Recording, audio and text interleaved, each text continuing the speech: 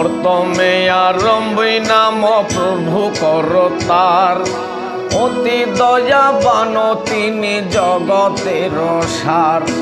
তাহার সিফত যে কে পারিব করিতে, হেন শক্তি আছে কারো সংসার মাঝেতে। নবী ওলি ফিরিস্তা যাহাতে হয়ে রানো, তাহার তারিফ করা না হয়ে বয়ান। আকাশ পাতাল আর রবি আর শশী, লৈক লৈক তারা গণ আর দিবানিশি। পাহাড় পর্বত আদি নিগুড় কানন, নদী সমুদ্র আদি যত জীবগণ।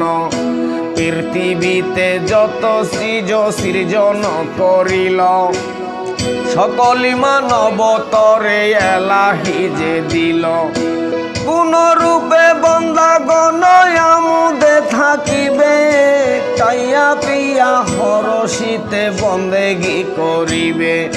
মুন্সিকে চাইবে বুঝিতে এমন, এত সেনে হইয়ামা সবে করে যেই জন।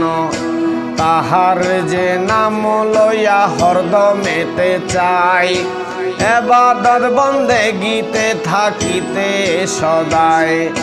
তবে তো হইবে তুষ্ট প্রভু নিরাকার, আর সে বাসিবে ভালো উপরে সবার। এহানা করিয়া সবে ভুলি নিরঞ্জনে, মহইয়াছে সব সংসারের ধিয়ানে।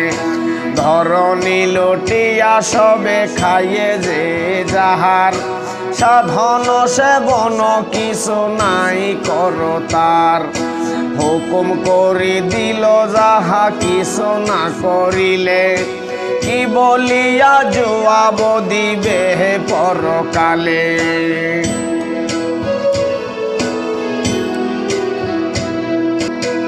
এখনো হুকুম তার মানি সকলেতে, এবাদত করো তার একই মনেতে। আর তার দুস্থ জানো মোহাম্মদ রসুল, পরকালে সুপারিশ যারে হইব কবুল।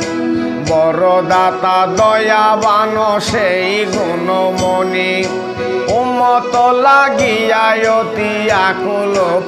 হাসরের বিচারে তিনি উম্মত লাগিয়া, আল্লাহর নিকটে কবে কান্দিয়া কান্দিয়া। শুনো নিরঞ্জন সাই প্রভু করতার, দয়াময়ে দাতা তুমি করিম গফার।